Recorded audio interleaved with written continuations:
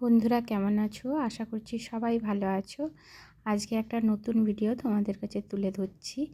আজ আমার এক ভাগ্নির স্কুল পারফরম্যান্স, সেটা তোমাদের কাছে নিয়ে আসছি। কেমন হয়েছে ভিডিওটা সবাই বলবে।